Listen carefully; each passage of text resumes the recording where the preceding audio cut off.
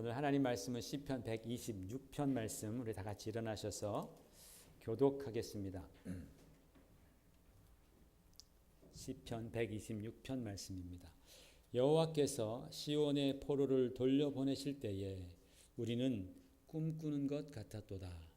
그때 우리 입에는 웃음이 가득하고 우리 혀에는 찬양이 찼었도다. 그때 문나라 가운데에서 말하기를 여호와께서 그들을 위하여 큰 일을 행하셨다 하였도다.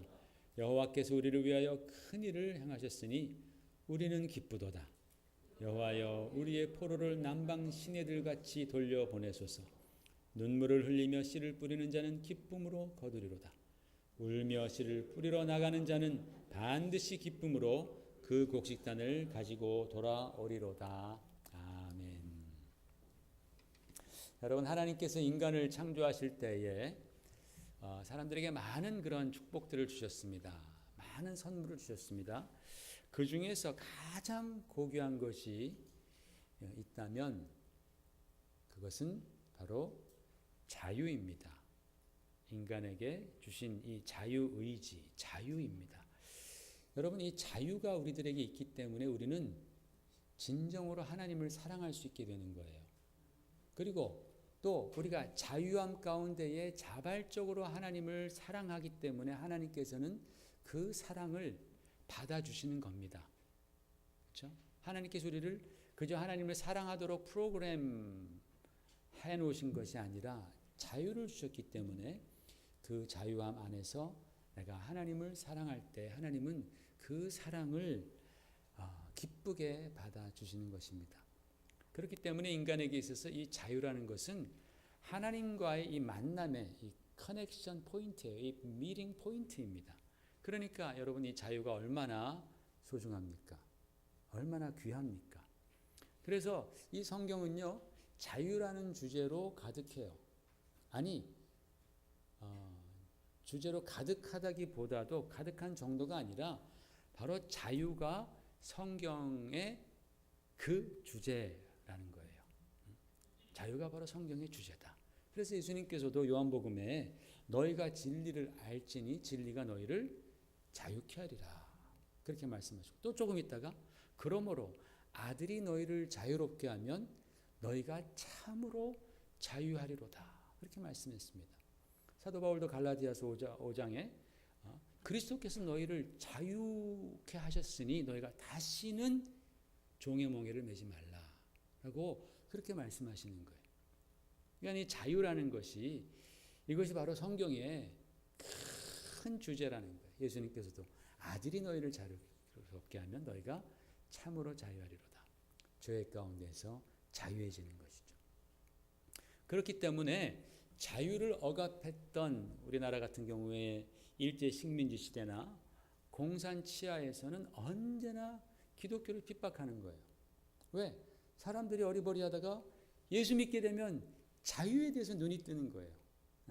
그래서 그 자유가 소중한 것이고, 자유가 바로 하나님께서 우리에게 주신 그런 인권이라는 것을 그들이 깨닫게 되는 거예요. 그러니까 얼마나 기독교인들을 박해하고 교회를 아주 몰살시키려고 혈안이 되었던 것이죠. 기독교가 바로 이 공산주의자들에게는 원수인 것입니다. 그래서 이 기독교인들, 자유를 갈구하고 자유롭게 하나님을 사랑하려는 그러한 자들을 계속해서 핍박하고 지금도 핍박하고 있는 것이죠. 우리 기독교인들은 하나님께서 주신 자유를 사랑하고 지키려고 힘쓰는 자들이 되어야 합니다. 아멘.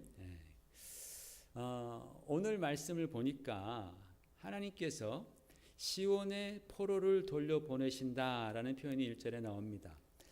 시온의 포로, 즉 시온하면 예루살렘입니다. 그 예루살렘 백성들이 자유를 빼앗겨서 포로가 되었다가 하나님께서 다시 그들을 자유인으로 그렇게 회복시킨다라는 그런 말씀이죠.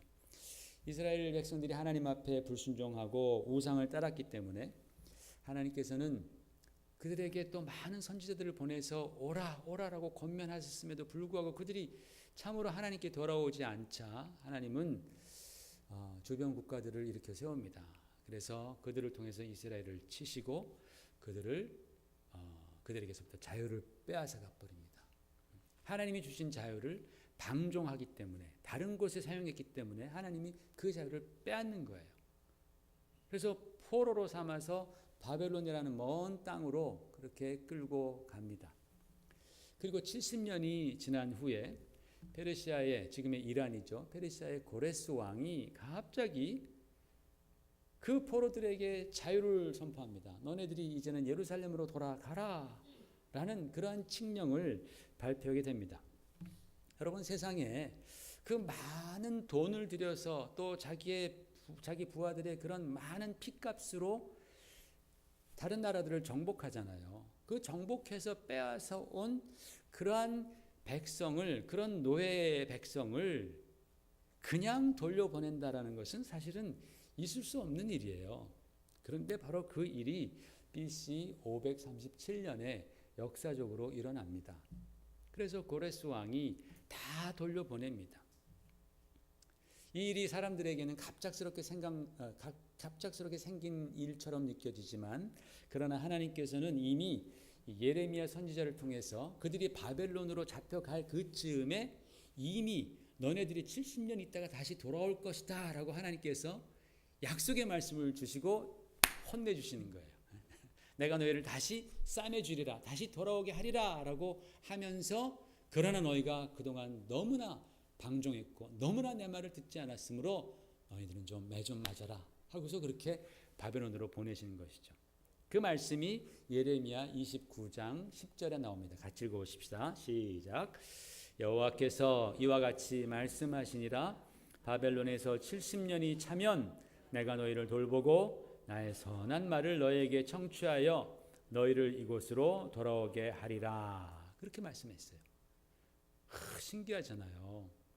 그렇게 하나님께서 매를 들으셔서 회초리를 들으시면서도 그 백성이 너무나 절망할까 봐 너희가 70년 후에는 다시 돌아올 것이다. 70년 동안 잘해라. 좀 잘해라 라고 하면서 이렇게 가는 것이죠. 그러니까 이 주님에게 예언의 말씀대로 성취되는 거예요. 여러분, 사람이 보시기에는 정말 불가능한 일이었습니다. 바로가 얼마나 이집트의 바로 왕이 얼마나 그 유대 백성들, 이스라엘 백성들을 놓지 않으려고 얼마나 발버둥 칩니까? 그죠? 그렇게 10가지 재앙, 자기의 아들을 잃는 그런 온갖 재앙을 당하고서야 비로소 할 수 없이 내주는 것이, 그것이 왕의 어떤 그런 속성이건만, 고레스 왕은 그냥 어느 날 갑자기 너네 다 본국으로 돌아가라, 그런 칙령을 발표했습니다. 이게 불가능한 일이지만은 하나님께서 말씀하셨기에 이것이 이루어지는 줄로 믿습니다.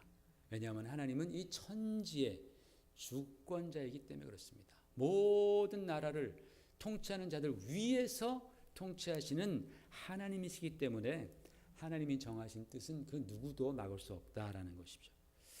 여러분, 생각해 보십시오. 우리 민족이 일제 36년 치하에서 해방되었을 때에 얼마나 기뻐했습니까? 우리가 그때 이렇게 사진 같은 것들을 좀 보면은 다들 나와서 만세 만세, 그냥 집에서 그냥 좋다 그래도 되는데 그게 성에 안 차는 거예요. 그죠?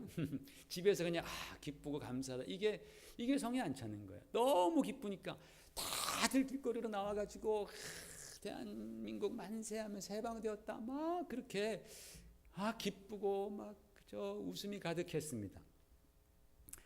근데 사실 우리나라 사람들은요, 우리 땅에 그냥 있었어요. 그죠? 우리 땅에 있었고, 또 우리 조상이 살던 그런 집에서 살았고, 그 땅을 갈았고, 그죠?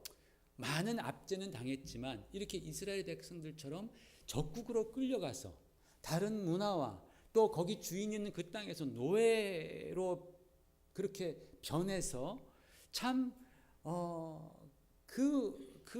그 힘든 그런 세월에 비하면 70년이고, 또 거기는 한국 민족은 36년 긴 세월이었지만 사실 유대인들에 비하면 그 고생은 좀 덜했다고 생각할 수 있죠. 그러나 그럼에도 불구하고 그렇게 기뻐했는데, 이 유대인들은 자기 땅도 아니고 70년이라는 긴 세월 동안 노예로 살면서 나라 잃은 슬픔과 또 말할 수 없는 고난과 모욕을 당했고, 또 특별히 그들이 그렇게 사모했던 성전에서 하나님께 예배드릴 수 없었고, 그 우상들에게 강제로 막 절하면서 또는 절하지 않는다고 고난당하고, 이런 모든 그러한 그 영적인 그런 고난을 당하면서 얼마나 그러한 고통들이 마음에 사무쳤겠느냐라는 거예요. 그런 그때 어느 날 갑자기 너희가 이제 자유가 되었으니 돌아가라 라는 칙령이 발표된 겁니다. 그러니까 얼마나 그들이 기뻤겠어요. 일본은 2차 대전에 졌기 때문에 우리에게 할 수 없이 이제 우리를 식민지 통치에서 놓아준 것이지만, 페르시아는 그때 바벨론을 막 무너뜨리고 막 최강, 막 엄청나게 강한 그런 나라였어요. 전쟁에 진 것도 아닌데 어느 날 갑자기 돌아가라 하니 그들이 꿈만 같았다라고 말하는 게 맞는 거예요. 야, 이게 정말 우리가 꿈꾸는 것 같도다. 어떻게 이런 일이 일어날 수 있는가? 그래서 그들이 바벨론에서 짐을 꾸려서 가족을 데리고 이제 예루살렘으로 돌아가는 것입니다. 기쁘게 막 돌아가는 것이죠. 그런데 여러분 생각해 보십시오. 그들이 그렇게 바벨론 포로에 있다가 자유함을 얻어서 본국 예루살렘으로 돌아가는 일이 기쁘긴 기쁜 일인데, 그게 그렇게 말처럼 쉬운 일이냐라는 거예요. 절대로 예루살렘으로 다시 돌아가는 그 일은, 그 결단은 절대로 쉬운 것이 아닙니다. 그렇기 때문에 그런 하나님의 역사와 그 놀라운 어떤 그 주어진 자유에도 불구하고 유대인들이 다 본국으로 돌아온 게 아니에요. 많은 숫자가 그냥 바벨론에 주저앉습니다. 안 돌아옵니다. 왜요? 70년 동안 비록 노예였지만 70년 동안 그들이 피땀 흘려 일구어 놓은 삶의 터전을 버리는 게 쉽지 않은 거예요. 70년입니다, 여러분. 여러분 70년이면 대부분 이스라엘 사람들이 다 바벨론 땅이 자기 고향입니다. 여러분도 여기서 70년 있다가 나중에 보십시오. 다 우리 자손들은 다 여기가 고향이지, 여기서 태어났지, 한국에서 온 애들이 아니지 않습니까? 다 그 바벨론의 동화가 되는 거예요. 좋든 싫든 하여튼 동화가 되는 겁니다. 바벨론에서 그 예루살렘까지 그 멀고 위험한 여행도 많이 부담이 되고, 더욱이 예루살렘 가면은 뭐가 있습니까? 다 폐허가 된 거예요. 그 당시에 왕들은요, 한 도시를 완전히 점령해서 폐허로 만들어 놓으면 그 성을 다시 못 세우게 만듭니다. 왜? 다시 세워내면 그들이 또 반역할까 봐. 그러니까 그냥 폐허로 70년이 지나는 것이죠. 거기서 새로운 삶을 살기 위해서 그들은 또 죽도록 고생해야 할 것을 생각하니까 사실은 엄두가 안 나는 거예요. 그래서 많은 사람들이 그 칙령이 발표되었음에도 불구하고 그들은 그냥 바벨론에 남아 있는 거예요. 그 중에 몇몇만이 오늘 이 말씀대로 입가에 웃음이 가득하고 혀에는 찬양이 가득하며 꿈꾸는 것 같은 그런 마음으로 예루살렘으로 여행을 했던 것입니다. 여러분, 여기서 바로 하나님의 뜻을 위해서 사는 진정한 믿음의 사람과 말로는 하나님을 믿는다라고 말하지만 자기 자신을 위해서 사는 사람들의 차이가 여기서 바로 나타나는 거예요. 똑같은 자유를 얻었지만 어떤 자들은 그냥 바벨론에 남아 있습니다. 그러나 어떤 자들은 하나님의 뜻을 따라서 그들이 여러 가지 많은 어려움이 있지만 본국으로 돌아가는 거예요. 본향으로 돌아가는 겁니다. 어떤 사람들이 돌아갔느냐? 바로 하나님께서 내 인생의 주인이시고 그분의 뜻을 따르는 것이 나에게 가장 큰 보람이고 행복입니다. 내게 생명 주시고 나에게 이 귀한 인생을 주신 것은 하나님의 뜻을 이루기 위함입니다 라는 그러한 고백을 하는 사람들은 예루살렘으로 나아가는 거예요. 아무리 처한 상황, 자기들도 상황이 있고 형편이 있겠죠. 인간적으로 계산하고 따져볼 때에 그냥 바벨론에 사는 것이 더 낫겠다. 지금 우리 형편으로는 지금 여행할 형편이 아니다. 다 나중에 해보자. 이 문제가 다 해결되면 나중에 가자. 그 사람 나한테 돈 줄 거 있는데 지금 내가 못 받으면은 내가 예루살렘 가면 내가 못 받는데 그거 받아야 되지 않느냐. 뭐 이런저런 핑계들이 많이 있겠죠. 그러면서 그들은 예루살렘을 가지 못하는 것이죠. 그러나 그 모든 상황과 여러 가지 많은 이유에도 불구하고 하나님을 사랑하는 자들은 그 자유의 칙령이 발표되었을 때에 주의 뜻을 따라서 예루살렘으로 길을 떠났던 것입니다. 그렇게 하나님의 은혜로 포로에서 자유인이 되어서 주의 뜻을 위해서 예루살렘으로 한 걸음 한 걸음 돌아갈 때에 그들은 꿈꾸는 듯하였고 웃음과 찬양이 가득하였다라고 기록합니다. 그러면서 그들이 또 고백하기를 여호와께서 우리를 위하여 큰 일을 행하셨으니 우리가 기쁘도다 그랬어요. 여호와께서 우리를 위하여 큰 일을 행하셨다. 즉 그들이 사실 힘쓰고 투쟁해서 그 자유를 얻은 것이 아니다라는 고백입니다. 실제로 그렇죠. 그들은 그 강력한 페르시아 제국을 대항하고 넘어뜨릴 만한 단 정말 일말의 능력이나 어떠한 희망도 그들에게는 없었습니다. 그들은 노예로 전락한 그러한 민족이었습니다. 자기의 힘으로는 절대로 그런 자유를 쟁취할 수 없었습니다. 그러나 하나님께서 정말 그들을 긍휼히 여기셔서 하나님의 역사로 말미암아 그 포로들을 이제 자유인, 시온의 자유인으로 돌려놓으신 것이죠. 그러니까 그들은 그것을 지금 얘기하는 거예요. 다른 민족들도 야 여호와께서 큰 일을 행하셨구나 라고 말씀하잖아요. 지금 2절에서도 그때 문나라 가운데서 말하기를 여호와께서 그들을 위하여 큰 일을 행하셨다. 야 그 민족 대단한데 그게 아니라 여호와께서 그들을 위하여 큰 일을 행하셨다. 그랬더니 또 3절에 자기 자신들도 여호와께서 우리를 위하여 큰 일을 행하셨으니 우리는 기쁘도다. 그렇게 고백하는 겁니다. 여러분 로마서 8장 3절을 보십시다. 같이 한번 읽어볼까요? 시작. 육신으로 말미암아 연약하여 할 수 없는 그것을 하나님은 하시나니 그랬어요.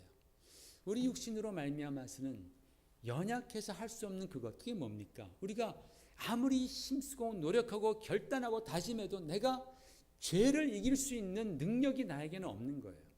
그렇죠? 오늘은 어떻게 겨우 넘어간 것 같은데 또 걸려 넘어지는 거예요. 우리 사람들에게는 이 육신이 연약하여서 내가 죄를 이길 수 있는 능력이 나에게는 없어요. 여러분 있으세요?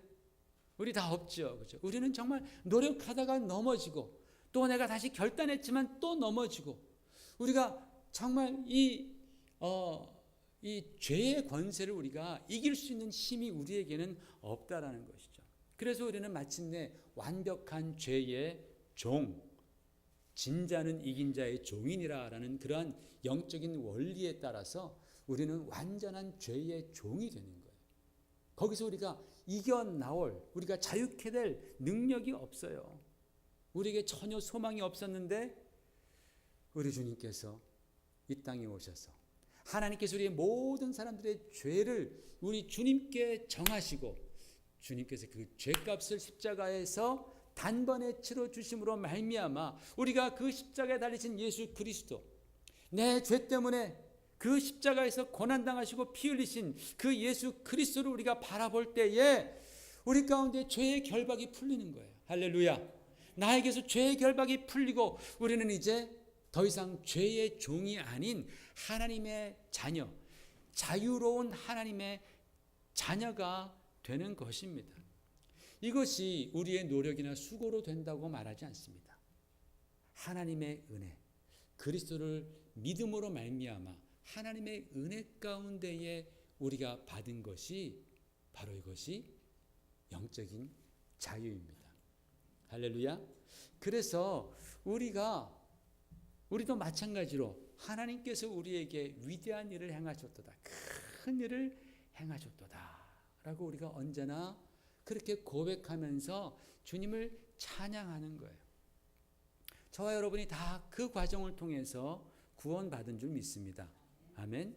여러분이 내가 노력해서 구원받은 것이 아닙니다. 우리는 육신이 연약하여서 절대로 죄를 이길 수 없습니다. 그 죄의 권세 하에서 우리가 벗어날 수 없습니다. 오직 예수 그리스도의 그 십자가의 은혜를 믿을 때에 우리는 죄에서 자유함을 얻고 하나님의 자유로운 백성이 자녀가 되었습니다.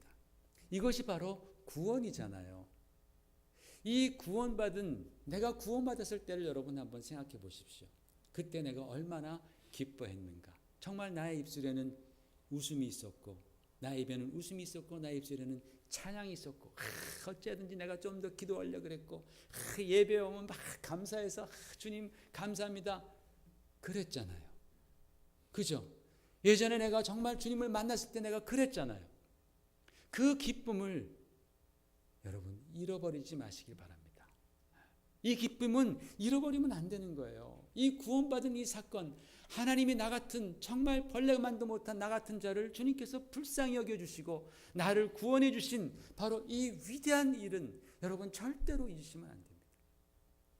이것은 영원히 여러분 간직하며 여러분이 언제나 주님을 찬양할 때에 여러분이 입술로 고백해야 하는 그러한 감사의 제목인 줄로 믿습니다. 그런 제목 여러분 꼭 여러분 정말 잊지 마시고 붙드시기를 바랍니다. 그런데 오늘 이 본문에서 보면 이 전반에 보면 굉장히 기뻐요. 그래서 막 웃음이 가득하고 찬양이 가득하고 막 큰일을 행하셨고 막 그런데 후반부로 가니까 이렇게 말씀합니다. 눈물을 흘리며 씨를 뿌리는 자는 기쁨으로 거두리로다. 울며 씨를 뿌리러 나가는 자는 반드시 기쁨으로 그 곡식단을 가지고 돌아오리로다 라고 노래합니다. 눈물을 흘리며 씨를 뿌린다는 게 뭘까? 아마 그들이 적국에서 포로로 있을 때에 큰 고난과 서름을 당할 때마다 그들은 분명히 정말 피눈물을 흘리면서 하나님께 간절히 기도했다라는 것을 우리가 알 수 있죠. 그죠? 그들이 기도할 때 그 서름당하고 고난당하고 채찍 맞을 때마다 집에 들어와서는 그들이 절절히 기도했겠죠. 하나님 잘못했습니다. 용서하시옵소서. 그들이 회개했겠죠. 주님 우리가 그때 그 선지자의 말씀 듣지 않고 하나님의 권면 듣지 않고 그렇게 우상 따라가고 그렇게 물질 따라갔던 그렇게 음란했던 우리를 주여 용서하여 주시옵소서. 그렇게 회개하면서 그들이 얼마나 많이 결단했겠어요. 내가 다시는 불순종하지 않으리라. 내가 정말 하나님께서 한 번 더 우리에게 기회를 주신다면 하나님 제가 정말 하나님 잘 섬길게요. 내가 정말 최선을 다해서 하나님 사랑하고 섬기겠습니다. 이런 결단을 기도를 통해서 수백 번, 수천 번, 수만 번도 더 하지 않았겠어요? 그렇게 눈물로 탄식함으로 드렸던 간절한 기도들이 마침내 결실을 맺게 됐던 것이죠. 그렇기 때문에 여러분 그들이 한 걸음 한 걸음 예루살렘으로 옮기는 그런 발걸음은 한편으로는 하나님의 놀라운 은혜와 능력의 열매입니다. 하나님의 능력의 열매예요. 하나님의 은혜입니다. 그러나 또 다른 한편은 그들이 그런 어려움에 처했을 때에 하늘을 향해서 기도하며 흘렸던 그런 눈물 한 방울 한 방울 그리고 정말 피 한 방울 한 방울이 서려 있는 그러한 걸음이었다라는 것을 우리는 알 수 있습니다. 여기서 우리가 깨닫는 것은 무엇입니까? 참 신기하게도 하나님께서는 하나님의 뜻을 이루어 가실 때에 언제나 우리 부족한 인간들의 기도를 통해서 이루어 가신다라는 사실. 그렇죠? 하나님은 우리 기도 없이도 하실 수 있지만은 반드시 우리의 기도를 통해서 하나님께서는 큰 일을 이루신다라는 사실. 그러니까 여러분 우리가 정말 나의 삶 가운데 내 생애 가운데 하나님의 역사가 임하길 원한다면 뭐 해야 돼요? 기도하는 거예요. 기도. 하나님은 당신의 일을 우리들의 기도를 통해서 이루어 주신다라는 거예요. 여러분의 기도를 하나님은 원하십니다. 매일 주님 앞에 나와서 탄식하며 눈물로 드리는 그 기도를 하나님은 외면하지 않으십니다. 우리 예수님께서도 기도에 대해서 가르치실 때 너희가 낙심하지 않고 기도하기를 가르쳐 주시잖아요. 너희가 인내하면서 기도해라. 지금 이루어지지 않는다고 해서 포기하지 말고 계속 인내하며 기도하라. 그러면은 마침내 선하신 하나님께서 너에게 그 기도의 열매를 기쁨의 단이 되어서 돌아오게 하실 것이다. 성경은 반드시 기쁨으로 그 곡식단을 가지고 돌아오리라 라고 말씀합니다. 그렇기 때문에 여러분이 생각할 때에 야 이거 참 불가능하다. 야 이거는 진짜 인간적으로 볼 때는 이건 진짜 불가능하다. 그 사람은 진짜 변하지 않을 것이다. 이 상황은 어떻게 정말 하나님 할아버지라도 안 되겠다. 라고 그렇게 생각할지언정 정말 암담할지라도 만약에 내가 지금 기도하고 아뢰는 것이 이것이 하나님의 뜻이라면 하나님이 기뻐하시는 일이라면 하나님은 영혼을 구원하시길 기뻐하시고 하나님은 평안 주시길 기뻐하시고 자유케 하시길 기뻐하시고 그렇잖아요. 그런 하나님께서 기뻐하시는 일이라는 분명한 확신이 있다면 여러분 기도하시길 바랍니다. 낙심하지 마십시오. 지금은 암담해 보여도 기쁨의 열매를 바라보면서 소망하면서 인내하며 기도하십시오. 하나님께서는 그 기도를 위해서 꿇었던 무릎을 반드시 기억하십니다. 그리고 반드시 역사하십니다. 하나님께서 큰 일을 행하셨구나. 나는 힘이 없지만 하나님은 행하셨구나. 그런데 기도하지 않는 자들은 그걸 몰라요. 바라지도 않습니다. 마치 여러분 옛날에 그런 얘기를 한번 듣고 웃었습니다. 마치 여러분 이렇게 가다가 제가 이 말을 또 오해하시면 안 됩니다. 가다가 이렇게 메가 밀리언 몇백 몇 천만 불 막 이렇게 나오잖아요. 몇억 불 막 나오잖아요. 그럼 야 저거 참 맞으면 좋겠다 생각할 수 있죠. 생각하죠. 근데 복권을 안 사잖아요. 사는 사람이 맞는 거잖아요, 사실은. 사라는 게 아니고 우리가 정말 하나님이 나에게서 일하셨으면 좋겠다. 이 상황을 변화시켜 주셨으면 좋겠다. 하나님 큰 일을 행하소서라고 내가 정말 바란다면 기도하라는 거예요. 기도하지 않고 가만히 있으면 그 일은 일어나지 않습니다. 왜? 하나님께서는 기도하는 자들을 통해서 그 일을 이루시기 때문입니다. 지금은 더딜지라도 여러분이 인내하며 꾸준히 기도하면 하나님께서는 반드시 여러분에게 큰 곡식단을 안겨주실 줄로 믿습니다. 그런데 여러분 또 이 구절에서 우리가 또 다른 의미심장한 내용이 들어있습니다. 사실 오늘 제가 이 말씀을 좀 드리기를 원합니다. 여러분 이 시편의 맨 처음은 기쁨으로 막 시작합니다. 그런데 마지막은 눈물로 씨를 뿌리는 것, 울며 씨를 뿌리러 나가는 것, 그런 사람들에 대해서 말을 하는 거예요. 그리고 마지막으로 그런 자들이 기쁨으로 단을 거두리로다, 곡식단을 가지고 돌아오리로다 라고 말하는 거예요. 근데 거두리로다, 오리로다, 돌아오리로다 이 말씀, 이 동사, 히브리 동사는요 다 미완료형입니다. 히브리 동사는 완료형과 미완료형 두 가지밖에 없어요. 현재형이라는 게 없습니다. 완료형과 미완료형, 이루어진 것과 이루어지지 않을 것 두 가지입니다. 여기서 미완료형, 마치 아직 이루어지지 않은 것처럼, 마치 미래일인 것처럼 그렇게 기록하고 있다라는 거예요. 왜 이 기쁨의 시, 이미 지금 그들은 돌아가고 있는데, 이미 돌아갔는데 왜 이 기쁨의 시의 마지막을 눈물과 또는 돌아오리로다, 아직 완성되지 않은 그런 미완료의 동사로 끝을 냈을까? 라는 생각을 해보는 것입니다.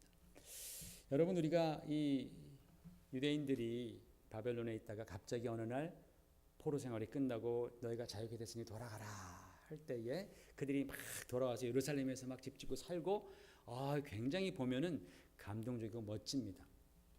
예를 들어서 2차 대전 때 미국을 중심으로 한 연합군이 노르망디 상륙 작전에 성공하여서 마침내 독일 나치 군대를 물리치고 승리했습니다라고 하면 와 감동적이고 신납니다. 그런데 여러분 그 내용을 한번 가만히 들여다보라라는 거예요. 제가 지난주에 뉴올리언스에 갔다가 거기에 그 세계 제2차 대전 박물관 월드워 II 뮤지엄이 있어요. 굉장히 큽니다. 거기에 갔습니다. 거기 가봤더니 진짜 2차 대전 때의 중요한 전투마다 그 과정들이 굉장히 상세하게 기록되어 있습니다. 작전 같은 것도 나와 있고 또 그때 사용했던 그런 무기들도 전시되어 있고 또 그런 그림들, 사진들 그런 것들이 많이 전시되어 있었습니다. 비록 승리했지만 그 승리를 위해서 얼마나 많은 인명피해가 있었는지, 예를 들어서 그 노르망디 상륙작전도요 1944년 6월 6일에 그것이 D-Day였는데 그 D-Day 하루 만에 연합군 사상자가 10,000명이 넘는 거예요. 하루 만에. 그 새벽부터 시작한 그 상륙작전 하루 만에 그 비치에서 10,000명이 넘게 피 흘리고 그냥 죽어가는 거예요. 그러니까 얼마나 그 승리가 감동적이었다 할지라도 그 승리를 들여다보면 그 내용은 고난으로 가득한 거예요. 우리가 그것을 잊으면 안 된다는 것이죠. 여러분, 예루살렘으로 돌아가는 사람들이 그들이 과연 그 예루살렘을 생각할 때 그들이 과연 무엇을 그들이 기대했겠느냐.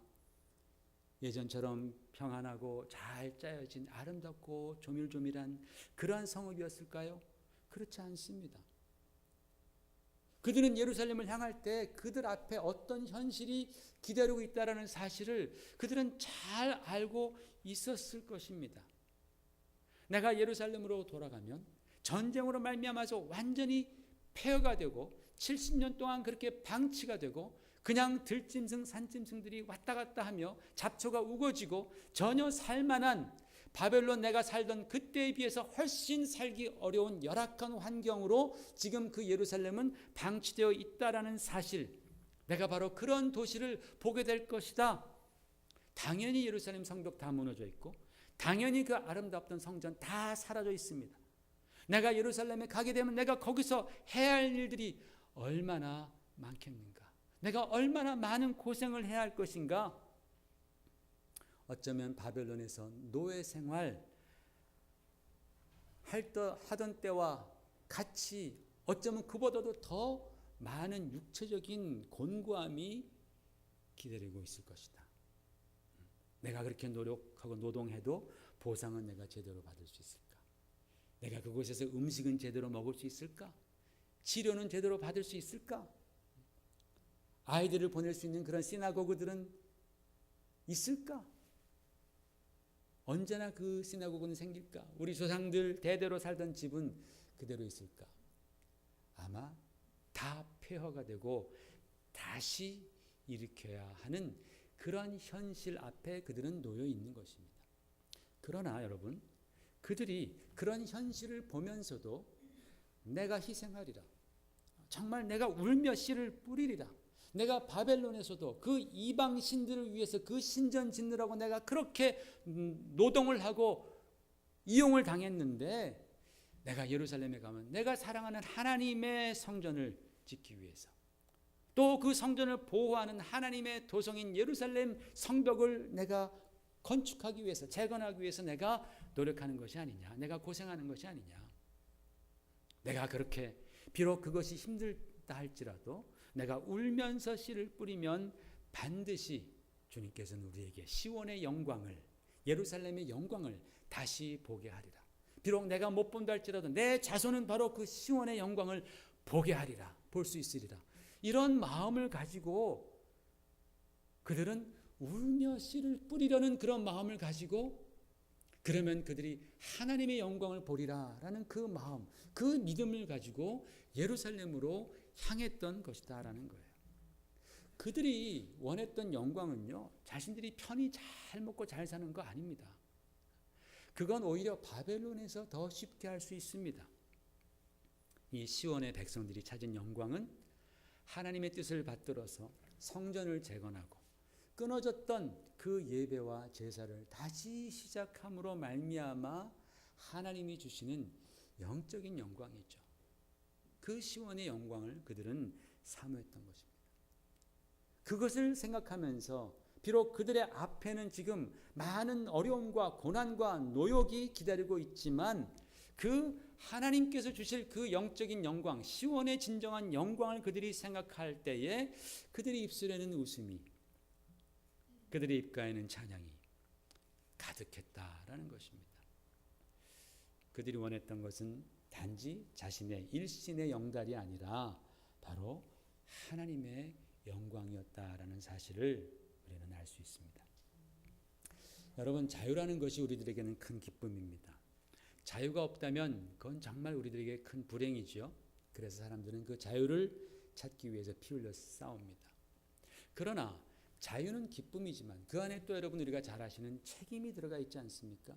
자유를 지키기 위해서 그 자유 안에서 더 큰 번영과 더 많은 자유를 누리기 위해서 우리가 흘려야 하는 그러한 노력과 땀이 있음을 우리는 익히 알고 있습니다. 여러분, 우리가 예수 그리스도의 은혜로 죄에서 자유한 자가 되고 하나님의 자녀가 된 그런 기쁨이 있다면, 그렇다면 이제 우리에게 있어서 필요한 것은 하나님의 뜻, 하나님의 영광을 이루기 위해서 눈물의 파종, 눈물로 씨앗을 뿌리는 것이 우리들에게 필요하다라는 것입니다. 왜냐하면 우리가 그리스도인으로 살아가는 이 세상은 아직도 치열한 영적인 전쟁터이기 때문에 그렇습니다. 그래서 무너진 성경적인 가치관을 우리가 세워야 합니다. 그렇죠?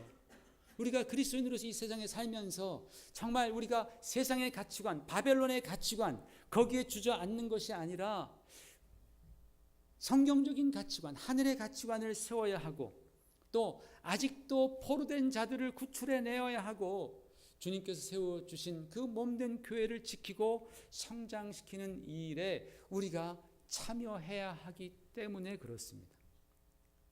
우리가 그리스도를 만나서 자유인이 된 다음에 해야 하는 일들이 바로 이 시온의 포로로 돌아오는 자들이 예루살렘에서 해야 하는 일들과 너무나 똑같다라는 거예요. 너무나 흡사하다라는 거예요. 우리도 구원받은 이후에 감사와 기쁨 뒤에는 이 땅에서 그리스도인으로서 또는 사역자로서 울며 씨를 뿌리는 일이 남아 있다라는 것을 여러분 기억하시기를 바랍니다. 주님께서 바로 그것을 우리에게 명하시는 거예요. 너희가 너희 자신을 부인하고 자기 십자가를 지고 나를 따르라. 이것이 없다면, 울며 씨를 뿌리는 일이 없다면 여러분, 우리가 추구하는 그 하나님의 나라는 절대로 영광스럽지 않을 것입니다. 그러나 울며 씨를 뿌리고 고난을 당할 때에 성경은 그렇게 뿌리면 반드시 기쁨으로 곡식단을 너희가 거두리로다 라고 말씀합니다. 여러분, 참신앙을 생각해 보십시오. 뭐가 참신앙인가? 우리는 다 그리스도 안에서 구원받은, 믿음으로 구원받았습니다. 자유케 되었습니다.